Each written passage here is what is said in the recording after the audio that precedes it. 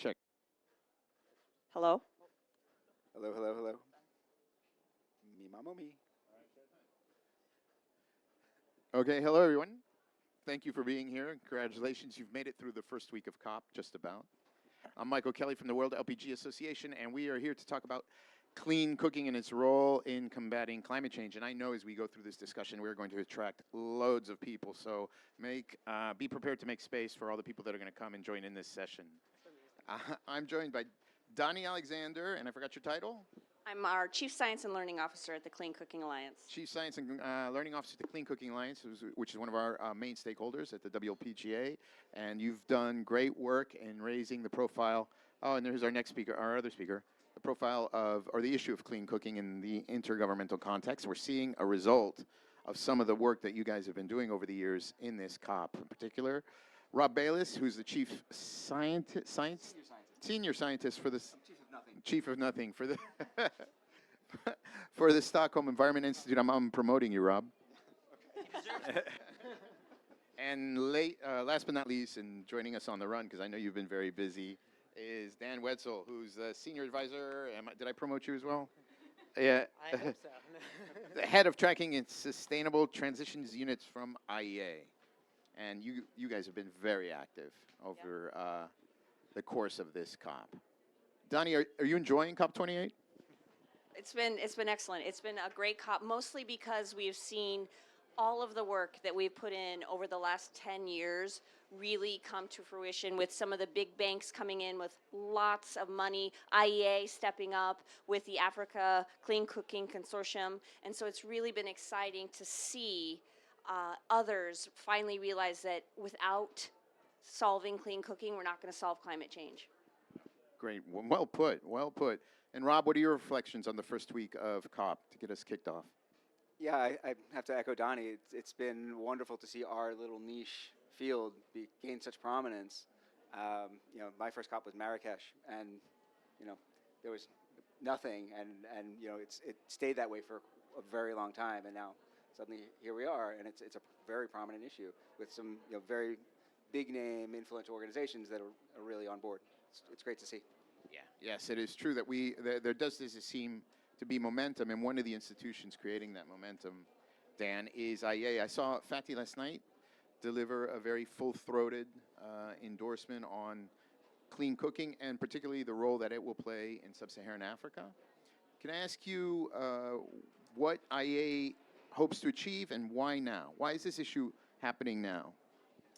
Great, thank you. And also just to say, this is a very nice panel to be in, because it's a group of friends and colleagues and collaborators who we've worked very closely with. And the long-running efforts of all these organizations on clean cooking really enable the IEA to be able to say, here's the evidence, how do we build on this analysis, how do we put something out, and use the voice that our executive director has built, arguably the strongest voice in energy issues today, coming in as a huge champion for this issue. I am not kidding, every event at this COP, whether it was with Secretary Kerry and Minister CA in front of leaders, this has been on the agenda for him. And why? The reason one is he started his career a long time ago at OPEC, when this was first sort of getting some momentum. People said this is a key portion of development with LPG, with other sources of technology. And then he sees 20 years later in his current position, we still haven't made the needed progress on this, particularly in Africa. And when we did the analysis with these colleagues and looked at the focus, or looked at these numbers, we said, this is so common sense across so many metrics. Health, 500,000 African women die every year due to premature deaths related to clean cooking. The numbers that Rob has put together on emissions, 1.5 gigatons globally. This is more than ships and aviation combined, and there's so much money and effort going into that. And when we look at it, it's $4 billion, basically, is the number we've analyzed and come up with. $4 billion a year to solve this in Africa. And one LNG terminal costs $25 billion, right? So when we're thinking about the scale of investment we need for everything else, we say in the climate and energy space, this is nothing, and well within the means of the international community. So our executive director has really made this a call and says, now is the moment. We cannot wait on this anymore. It's crucial to a net zero pathway. 1.5 gigatons is massive.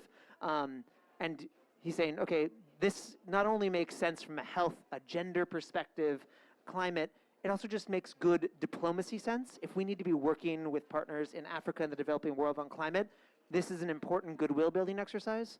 And frankly, for governments who haven't made this an issue, they're missing out because the politics of this makes so much sense.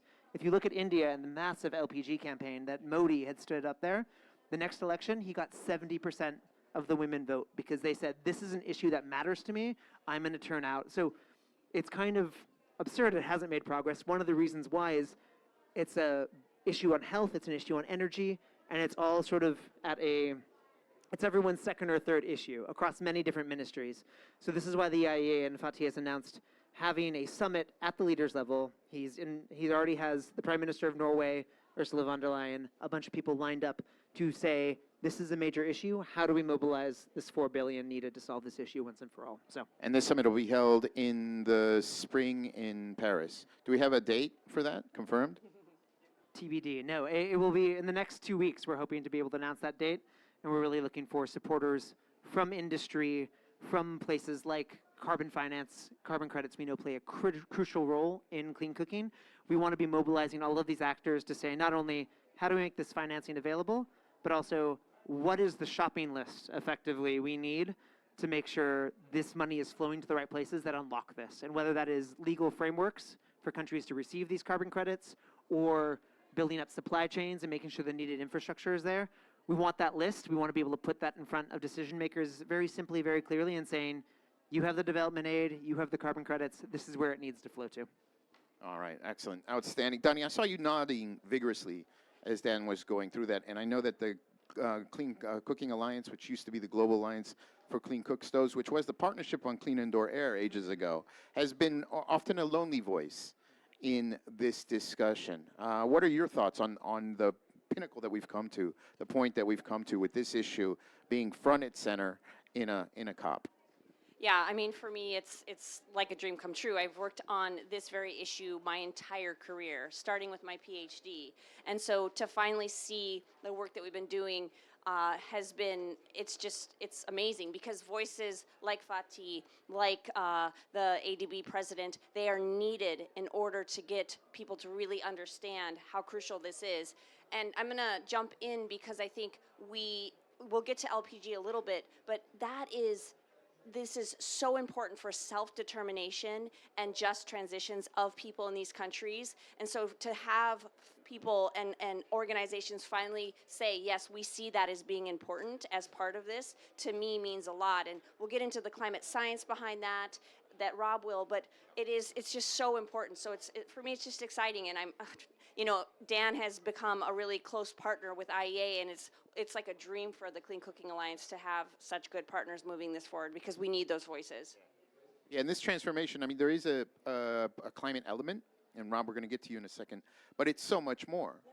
It's so much more. It's socioeconomic, there's gender issues. Why is it coming to fruition at COP and not at, say, some other fora that looks at those issues? Why is it in the climate space? And Rob, you can feel free to jump in if you like.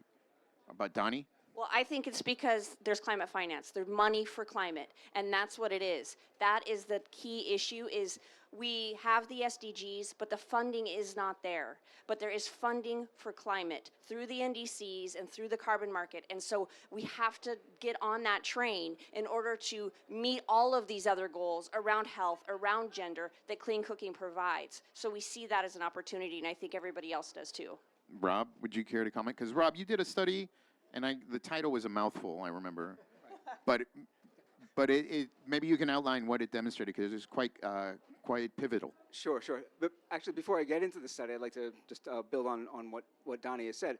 And I'm glad she expressed it in an eloquent, more maybe diplomatic way than I would have. I mean, the skeptical side is like, because people are willing to pay for climate, they're not really willing to pay for health. There's no health credits. There's none of that. Even though it's a much more compelling humanitarian issue from that argument, right? That's happening now every day. The climate impacts are still a little bit off, and so me being a little more cynical, yeah, like it's because that is where the money is, but the flip side of that, where the money is not. Okay, so the study that I worked on Essentially, we were looking to understand what the climate implications of a large-scale transition away from traditional fuels to clean fuels would be. And in particular, looking at a transition to LPG, because there is some hesitancy among some donors, at least there was, up through at least last year, about funding a fossil fuel, just ideologically opposed to that. So we were curious, okay, let's look at the numbers, let's actually add them up and make a good comparison. So what we did was build up an emissions inventory, trying to understand what the emissions implications would be if we continued doing what we're doing now, sort of a business as usual approach. So we built a scenario out to 2040, looking at all the LMICs, low and middle income countries, and where they're likely to be if there's no major investment. And some of them are already on a trajectory of change, but many are not. So we inventoried the emissions for that, people cooking with wood, cooking with charcoal, maybe slowly transitioning to LPG, but like following this sort of very gradual and modest change trajectory. And then we inventoried the emissions that would happen if the same population were to rapidly transition by 2040. It's an arbitrary year, but we chose it.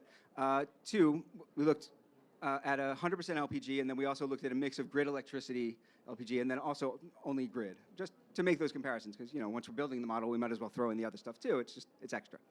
And what we found was, first, inventorying the emissions, we found that well-mixed greenhouse gases, CO2 plus nitrous oxide and methane, all fall, even under the LPG scenario. So that was interesting to see. And we did a full life cycle assessment where we're looking at upstream and all of the intermediate stages. And then we took these emissions inventories and we ran them through a climate model. And well, if all the forcers fall, then yeah, we would expect a lower warming than we would have under business as usual, and that's what we found. So very, very modest, but we only ran the climate model out through 2040. If we had continued into the more distant future, then we would probably see that same trajectory continue. I can explain why we stopped, but we don't need to necessarily get into those details.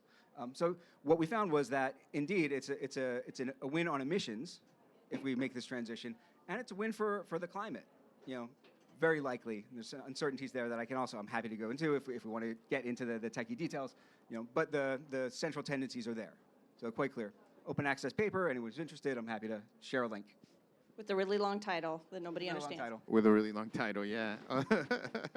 Okay, but yeah, no, we found that really interesting as well because it demonstrated the climate benefit, and then as we were discussing earlier, there are all the ancillary benefits around clean cooking, not just necessarily LPG, but other forms of clean cooking or solutions. Right, and actually, on that one interesting, slightly technical detail, but I think it's fairly important, so I want to touch on it.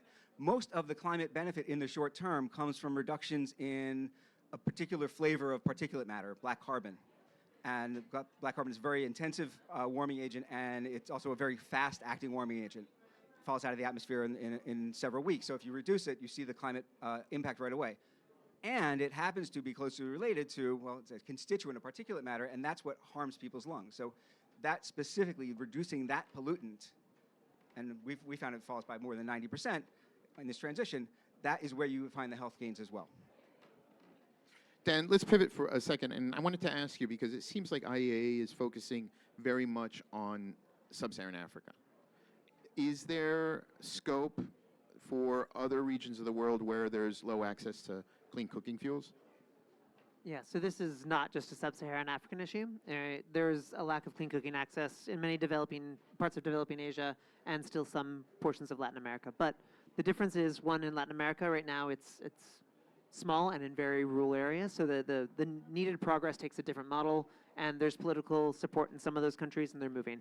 In developing Asia, they've provided about 1 billion people with access over the last decade. There's been huge campaigns in India, Indonesia, and China to be able to provide clean cooking. So this really was also the other thing that I think motivated the IEA becoming vocal on this is we have the solution. We've seen countries make marked progress. All it takes is political will and being able to mobilize that capital. And all of those are big countries that have the fiscal latitude to say, how do we pull this off our balance sheet? How do we make this happen? And so that was sort of a promise there where we're like, okay, great, progress can be made. It's going to continue in many of those regions. So we see that progress and the number of people without access coming down. In Africa, it's just continued to rise over the last decade. Yeah, this year in September, we organized a bilateral meeting between the Indian government and industry representatives with representatives of the Southern African Development Community. And the goal is to see if these programs under PMUY or Ujwala can function in Southern African context. And there was a lot of interest. The Minister of Energy from South Africa came and gave a keynote to open it. So there's clearly interest in seeing whether or not you can take those programs from parts of Asia and see if they work in Africa. The question is the funding, and then the Indians seem like willing partners, but how transferable are those programs? Donnie, is the Clean Cooking Alliance looking at any one particular region, or is your mandate global, and where do you have projects? Yeah, thank you. So our mandate is global, but we focus mostly on sub-Saharan Africa and South and Southeast Asia. We see that's where the numbers are, really, just as Dan said. So we have some programs that expand globally, like our ISO standards. So we believe that it's important to have standards. The International Organization for Standardization with us, we through them, and many other partners have developed standards. That has been deployed throughout the Global South. But for country-level work, most of our work is in sub-Saharan Africa and South Asia, and that is really because that's where a lot, quite frankly, the donors are interested. And when the donors are interested in it, we have more ability to do work there. So that's where that's been the big focus over the last 5 years or so. So you brought up a word, donors, which is like Voldemort in Harry Potter. We're not supposed to say that. But I wanted to ask you, because Rob, you said something earlier about how there was reluctance among donors to fund fossil fuels. But LPG seems to have gotten carved out from that. Are you guys seeing that? Dan, maybe you want to open, and please don't say anything you shouldn't. It's high risk, Michael. You know me. I'm a loose cannon. No, we are seeing a lot of people understand this, and Rob's report in particular has been critical because many of these development agencies have the charge that they now need to make climate a key component of their remit as well. So many of them were particularly cagey about this. I think this analysis, which obviously CCA has also supported and been very vocal on, has been really, you guys as well, has been really essential to make sure that people were able to communicate and understand this benefit. And we did the analysis as well, and we looked at, and basically switching to any form of clean cooking is a net emissions gain, building on Rob's analysis there. And so the one tricky thing is we know that there's some people who are going to be very risk averse about this, that they know that in their populace, any hint at fossil fuels is going to be difficult. But there's a lot of other people in the space in terms of development agencies, development banks, especially those who have been in the space for years, understand this and are moving forward with this. And so the nice thing as well is it might not be able to tap into some of the carbon market things where particularly I would say many companies have had bad experiences with trying to make claims and then sort of in retroactively people saying that's not okay. But I think that in particular development agencies, multilateral development banks understand this and are moving forward with LPG, knowing it is the one solution proven to be able to scale, in particular when you don't have strong electricity access today. Donnie? Yeah, and I'll add from the bilateral donors, because that's who we work with a lot, is we've worked with them so that they carve out, for just transition, clean cooking, that's where they will accept funding to go to LPG and gas. So there still are a couple out there who have a hard stance, but when we started this, and that's why we funded Rob for this work, because there were governments, when they started looking at through the NDCs, through Article 6.2, what they would and wouldn't fund, and how they would spend their donor money, we said, you can't leave out people in these locations. And if you decide that you want to help these people, then you need to include LPG, because that is what that's what they can transition to. And so we just showed them the data, we showed them the numbers, and finally we were starting to see these provisions for LPG for cooking or other things to be included in their donor funding. Yes, we've noticed it as well. We've seen it more and more. And we remember the years where LPG was blocked completely, like where you had these development agencies that had no fossil fuel stipulations in their funding guidelines. Let's talk about carbon finance. Yeah, Dan, you chuckle, because what ways can carbon markets be used to accelerate clean cooking? Because this is something that we as an industry are struggling with. We just produced the first paper with the organization EnviroFit. It's the first time our industry is really looking at this as a potential revenue stream. We haven't been successful in the past in getting the switching programs recognized under Gold Standard or Veritas or these other agencies. But do you have any thoughts on this? Maybe Rob, you look like you have something to say. Yeah, so this is, I mean, it's a thorny issue, right? There's an irony to, funding a transition to LPG or a switch with carbon offsets because it's a fossil fuel, and particularly from a transition away from biomass to fossils. But again, if you look at the numbers and you can count up that there are indeed emissions reductions associated with it, then of course by the logic of the carbon market it makes sense. But certainly there will be critics to that, and I think what you need to do is be absolutely transparent, be rigorous in your science, and be able to demonstrate that this is indeed a climate win. And I should say it isn't in all cases. It depends really on the local context, and this gets into some complicated interactions between wood harvesting and landscape response and things like that that probably aren't appropriate for this audience. But so you really do need to think, okay, what's happening in this specific place? What fuel specifically am I displacing, and under what conditions is it harvested and managed and all that? But overall, when I said our overall outcome, what we're doing, we're looking at all of the countries. But if you pick out an individual country or pick out an individual region within that country, then the answer might be, well, maybe not. Maybe this isn't the space for carbon subsidies, which is effectively what an offset would do. But that would be probably the same for any fuel, I would imagine. Absolutely, yeah. Yeah, in some cases it works, in some cases it doesn't. Dan, did you have any thoughts on carbon financing? I think the one thing just to echo in this is carbon financing. We know it's been a long time in the making in the IPCC process. Parts of this have been appearing in voluntary markets, but the Article 6 breakthroughs in the last few years have been critical. The one thing to note is carbon finance kind of helps with renewable projects, for instance. It's an extra revenue stream, it sort of sweetens the deal, but you still need some concessional finance there.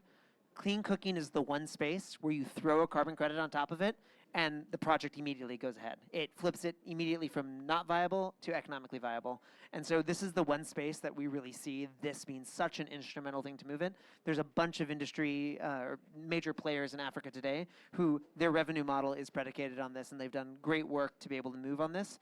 The one thing that we know is, well, there's several things lacking today on this, but one thing in particular is the legal frameworks for African countries to be able to accredit themselves for these in a reliable way that meets some of these standards. My understanding from some people is that 2 African countries are really fully set up for gold standard today for clean cooking stoves, and that needs to absolutely change. And so I think this is one thing that is a key venue for some of this financing, and also something that the great delivery unit work that CCA has been doing and other work they've been doing on standards in the space has been really instrumental to try and move this conversation forward, because those who don't have that, I've talked to many of those African ministries, and they're like, we're missing out, and we need to solve that. Can you expand on that? What are they missing? Are they missing the policy architecture?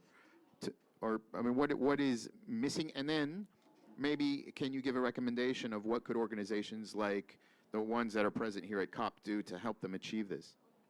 I'm happy for other people to also chime in here, but I think the key thing here is you need to have the right legal framework to be able to issue credits in this and adopt certain policies and standards that abide by Article 6 in order to be able to be eligible, basically, to be able to issue these. And so part of that is just capacity building. And I think there are some, if I remember correctly, some templates or pro forma stuff that says, basically, here's how you would set it up, but they need to go through that process. So I think this is an area where capacity building, funding, a small amount can be really helpful to get them set up and ready to go. The other piece is on this measurement and verification piece. That has been quite onerous in some cases in the past, particularly when you have to also count the deforestation benefits in some of it. So my understanding is, particularly for LPG and electric cooking, where you can actually monitor the volumes that people are using with a small chip or a pay-as-you-go system, this has really both secured some of the end user repayment benefits of this and made already the project more viable, but also allows you to tap into these carbon credits at a higher quality credit, which earns them a lot more, and they can also return some of that value to consumers as well. Can I just add to what Dan was saying? He's talking about Article 6 and setting up countries so that they're able to do accounting for their NDCs. Through the voluntary market, we've seen lots of projects happening across sub-Saharan Africa for cooking. And I'm going to let Rob speak about this too, because I've been working CCA has been working so closely with SEI through a consortium that we developed called 4C, or the Clean Cooking and Climate Consortium. One of the big things that we have been working on with this is methodology development and support for these countries to be able to access the carbon market, to be able for enterprises to come in, have the agreements with countries to be able to do this, but to do so with integrity and to do so with transparency. So Rob, I don't know if you want to talk a little bit more about the methodology development we've been doing, because I think it is going to be instrumental and key going forward, both from a buyer country perspective so that they feel comfortable, from a corporate's perspective so that they feel like they're not going to be the front page of the Guardian, but all Yeah, which is a huge concern for my members. absolutely, Yeah, I mean, yeah, and that's what we're trying to do, is to reduce that risk so that there's integrity and robustness, but also that it drives in that money that we need. So I don't know, Rob, if you could talk more about the methodology. Yeah, so any carbon offset that's generated should have undergone some sort of strict step-by-step recipe, essentially. That's what the methodology is. And what we've been doing is trying to develop one for clean cooking that improves and builds upon all of the work that has gone into a series of methodologies that first emerged in like the late 20-aughts, right? Just as the CDM was under sort of gaining CDM, momentum, and the voluntary markets too at the same time. And over the past 14, 15 years, we've learned a lot about, okay, what makes sense in these methodologies, what could be improved upon, what can be gamed, or maybe, I don't want to apply any like intentional wrongdoing, but just like what can be made more accurate or more robust, more reliable, have more integrity, and again, avoid the sort of the bad press, bad outcomes. And what we have now, after going through, I don't know, 3 or 4 already sort of public consultations with mainly project developers, but others as well. We've brought the standards bodies on board. We're working closely with UNFCCC, some of the ratings agencies that are, sort of sitting in the background, judging how the integrity of these methodologies. And Gold Standard and Vera. Yeah, well, I said voluntary, I think. In my head, I did at least. And essentially what we have now is, much like what I was sort of explaining in a more abstract way, like 2 boxes essentially. What's the baseline and what's the transition fuel? And what we will do is populate those boxes with all of the parameters that determine what the baseline emissions will be for, for either cooking a particular meal or over unit time, and what are the same emissions, and then take the difference of the two. And those boxes will incorporate all of those local contextual factors to the extent that's possible, within reason, for each fuel pathway. So you can plug in LPG on the transition side, you can plug in, a very, very, absolute baseline 3-stone fire, or in a slightly improved charcoal stove, or even an improved wood stove, and, and weigh. And if you come out with a differential, then in theory, you should be able to claim a carbon offset. And can I add to what we're doing to make this more transparent is developing a platform for the project developers, both to lower their cost of entry, because it's a lot of money, it's a lot of work, it's expertise they don't have, but then also for buyers, so that the buyer countries, so that the corporates can see what they're getting, because that opaqueness was really what has been driving so much fear. And so with this transparency, both sides of the table can come and say, okay, I know what I'm getting, I believe in this, and therefore I can go to my investors and say, we're going to be doing this. Yeah, because back during CDM, Yeah. we looked at, and it was just so complicated, and in the private sector, no one had patience for it. Because unless you were building a dam or something, and you massive amounts of money, it just didn't seem like it was worth the time and the effort and the consultants that you had to hire and all this nonsense that went on. Our industry just walked away from it. And I think that what it sounds like they're trying to address is some of those challenges to make it more palatable to the private sector, so they'll be willing to put investment into it. All right. Dan? One quick thing on that. I think this piece of how onerous is it is really key, both for reporting purposes, but also for those who are deploying these projects. Because at the end of the day, if we want to deploy these at scale rapidly, we need to find solutions that are, high quality enough, but making sure that we're also understanding that part of this whole Article 6 thing was to mobilize needed investment in clean energy in emerging market and developing economies. And if we are sort of holding ourselves back from being able to deliver on that because of methodologies, because of concerns around this, we need to find a way forward on that to simplify it and make sure we're able to actually go with this. And we know that they're going to be learning along the way, but we need to make sure that we're not sort of making it too bulletproof when we know that already today that this could be such a huge improvement, not just on carbon, but on health, on gender equality, and all these other benefits we can't ignore.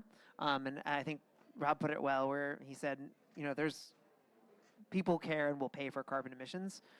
I don't know why. I mean, in some ways, some people will pay higher for a clean cooking credit because they know these ancillary benefits, but it's one that I feel like people should feel more confidence being, okay, great, as long as we know we're heading in the right direction and we're not setting things back, we should be able to move quickly on this. And I think this is a conversation that hasn't really rung true in some of the discussions around carbon trading. So, Well, it may, as clean cooking becomes more prominent, this may be part of the future discussions that we have. Let's pivot before we wrap up. I want to ask you guys, because there's, we're all here at COP hugging together, but there doesn't seem to be a lot of private sector players. Not as many, more than in the past, but still not as many as maybe there should be. What would you want from the private sector to achieve the objectives that your organizations have set? If you could ask the private sector players in the clean cooking space, we need X, Y, and Z from you, what would it be? Well, I'll start. I mean, for me, I think we've been pushing, especially the energy players and the appliances, more than just your CSR, make investments in Africa, make investments in this, because, the entire appliance space for induction electric needs to be there for us to scale up. Same thing with LPG. We need those investments to be made in Africa and Asia so that we can get to that last mile. And so without that investment, we will still see that lag, right? And so for me, that's what we've really been pushing, is for them to put their money in this space. Is this what you're doing with the Spark Plus fund, and is that the kind of thing to funnel investment into developing countries? Well, Spark Plus for us actually is a fund that spun out of the Clean Cooking Alliance to fund enterprises. So the enterprises that we work with that sell the fuel and the tool. So that is a little bit different. That is so that we have an industry. We want to ensure that if governments are supporting this, if the banks are supporting this, that there are enterprises that can actually scale these solutions. Those enterprises have really small margins and oftentimes just need to support so that they can professional. I don't know how to say it, right? Like mature. Thank you so much. And so we provide that support so to bring them along. And now we see a lot of these enterprises like Burn Manufacturing or Cocoa or Circle Gas really maturing and entering into new markets. But we provide that funding support for them. How about you, Rob? What would you ask for from the private sector? So, again, I guess it means which private sector do you mean? If you mean the provision of clean cooking technologies on the ground, or if you mean the other private sector that might be looking at carbon assets, for something. Maybe start with clean cooking technologies on the ground. Well, I mean, I think Donnie just mentioned some of the real stellar performers that have finally gotten a bunch of traction, taken off, and I think I wouldn't ask anything of them. I think if anything, they would be telling us to just get out of the way, or make that enabling environment, and but don't get in our way. Just ease our path. So I think it's more them asking us, of asking certain things of us. What I'd ask of the sector that's looking at carbon assets as something, I'd say that they should be willing to pay for quality credits. And the fact that there are all of these co-benefits that go along with clean cooking offsets that are that are absent in many other sectors, I think they should really pay a premium price for them rather than looking at them as really cheap credits that that they can just yeah. So. And then IEA interacts mostly with governments, but obviously what IEA says and the priorities that you play sends important signals to markets. So if you had a conversation with the private sector, what do you think IEA would want from the private sector as regards to the clean cooking space? Yeah, so I think first and foremost, we work a lot with the private sector on many different issues. This is one we want to have more engagement. We want to hear from you more. And in particular, if we're trying to get these big funding commitments, we want to put together a list and understand really what the needs are, because some of them are quite unique. For instance, Coco was talking about how particularly that biofuels, or bioethanol in particular, is still subject to tariffs upon import, while other access-oriented investments and renewable energy products have been tariff exempt. And so this is one of those things that these are the small oversights that we don't know, and we can't say this is a thing you should sign up for and add to your policy landscape without those engagements. So I think continuing to tell us what is on your shopping list, we would love to hear that. And then secondly, I think we also want to bring a lot more of the big traditional energy players to this space as well, because I think that many of them, in some places they're very active, and other ones they have small programs, but those can really scale. And they actually have the supply chains to scale, especially in the context of LPG, where it is a natural byproduct of refining and also many other oil and gas production. It's coming off, it's available, it's affordable, and that's why it's moved so rapidly in emerging market and developing economies. Making sure we're finding ways to deliver that into sub-Saharan Africa, I think, is critical as well. So I think there's a lot that we can work with, utilities as well, on electric cooking. All of this has all of these need to scale rapidly, and we need the on-the-ground players who know the markets to deliver this, but we also need the people who are bringing the infrastructure to have this clean cooking revolution be more present. Well, good point, good point. All right, we're going to wrap up, but since, gentlemen, and there's no ladies in the room, but you've stuck it out, so if you have any questions, raise your hand. Yep, tell us who you are, what organization you represent, and ask your question. Thank you. We have seen a little bit these days. My name is Fabio Parigi, and work for a small startup. It's called Clean Cookie Technologies, and we deploy clean cookie solution, electrical induction with IoT on it. And for us, we are very small. We've been working for almost 10 years in clean cooking spectrum. Bureaucracy, like access to the credit, is very complicated, but it's like a lot of steps and resources. I need to go 3-4 bodies, external body, costs a lot of money for the size of our projects. But we could deliver a big scale. We have the technology to do it. Our competitors already do it. So this is barrier. And second, fragmentization, make it smaller. A credit, why should I wait 1 year to sell it? If I cook now, I make it now. So let's talk about how can we play. But technology is there, just to make sure that all of us play with the same rules, and that's it. I produce now, I sell it now. I can go forward, and this will help a lot of small companies, but also the end users, because you can do cashback straight away, and this could be a very, very, very big change. Thank you. Good question. There are deals going down now that are moving in that direction. I think there's a lot of the bigger players that are pushing for that. So I think in the future we'll start to see that. We all know that some of the standards bodies have a challenge that they're facing. We are pushing them, as much as we can. But as the ecosystem builder and a scientist in IEA, I think all we can do is continue to advocate and push on that end and develop methodologies that allow for that and platforms that allow for the quicker processing. But at the end of the day, standards bodies are going to be the ones that hold that. Oh, he waved, not.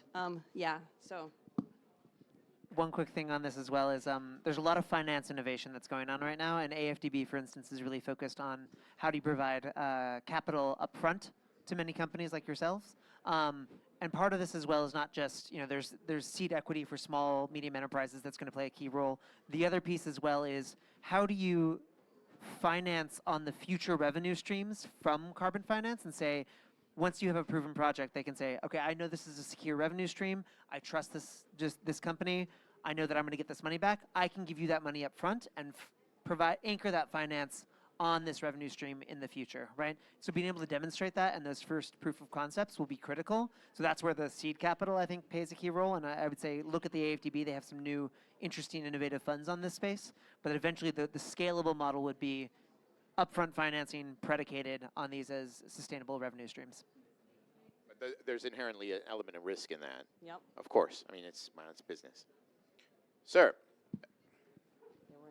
tell us who you are and which organization you represent. Yeah, we are coming from Finland. We have 3 different technology companies, but one is focusing on clean cooking, and we missed the start. So, could you introduce that? What organizations you are representing? Because we didn't catch those names, so that would help us. And then after session, we could have one discussion privately. Okay, sure. Why don't we start with Rob? Sure. My name is Rob Bayless. I'm a senior scientist with Stockholm Environment Institute. My name is Donnie Alexander. I'm the Chief Science and Learning Officer at the Clean Cooking Alliance.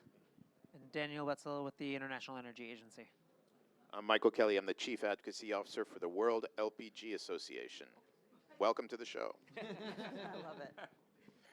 Did you have any other follow-up question now that you know who's who? Maybe not now. We need to understand more what you guys do. Then we maybe come later with questions. But yeah, we are active in Africa. Thank you. Any other questions? Going once, going twice. How about you guys on stage? Do you have any questions you want to ask each other or me or the crowd? No, I think we're good.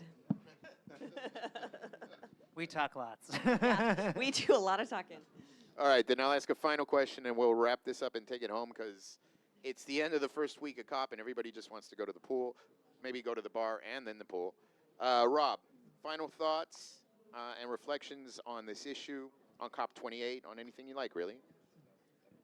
Yeah, well, and given all of the commitments that have come out from this COP in this space, I will be very interested to see what action is actually initiated and to check back next year in a mysterious location we do not know yet to see what conversation are we having, how much has been done. I think it's one thing, it's a huge thing to pledge that much money. It's another thing to actually move it, but then the hard stuff really starts. Then, like, how do we continue this momentum and actually roll things out on the ground in a way that ensures, it's just, it's transparent, and it actually achieves the objectives that we want that money to go towards.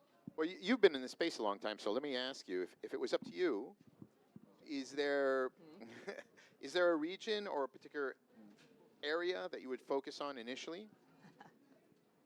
So 2 answers to that. One, because I sort of learned this space in East Africa, and I spent a lot of time there, and that has drawn me back because it's a hub of activity. And I'm comfortable there, and I think there's so much excitement going on in Kenya and in the neighboring countries. However, there are many countries that are completely left behind. Many countries in sub-Saharan Africa and several scattered around the global south, where there's almost no activity in clean cooking, almost no activity in carbon markets. So the part of me that loves working in East Africa and would continue to go back there says, yeah, let's keep that going. Let's work on that momentum. But really, I think there are other regions. We can just look on the map of the countries that are still at 95% solid fuel. Look at the countries that are that completely missed out on any carbon activity from the CDM or the voluntary market. There are dozens. So I think we really need to focus on those. Oh, well, good answer. Donnie, any final thoughts, reflections, ideas? I mean, I echo everything that Rob said, but this has been a focus, this COP, on Africa, which is essential, absolutely. But we cannot forget the Bangladeshis and Vietnam. There are huge populations still in Southeast Asia and South Asia that have the potential to transform millions and millions and millions of people. So I think this focus on Africa is warranted, but for me, I still think that the population density and level in other parts of the world, especially the Asian continent, we need to keep our eye on that as we move forward as well. Good point. So that when we gather in 10 years at COP28, we'll be discussing maybe a different region of the world. Yeah. Dan, final thoughts, comments, ideas, reflections? Just to say that our executive director has, along with Dr. Adesina from the AFDB and our partners at CCA, basically said in 2024 needs to be the year, the pivotal year for addressing clean cooking, and I think that we have the momentum, the strong foundations that have been built analytically and also with the industry to make that happen. So I'm looking forward to a lot of progress between now. We already have some great announcements, but we need to build on that and make sure that we're getting this amount of money by COP. And there'll be a summit in April, May in Paris.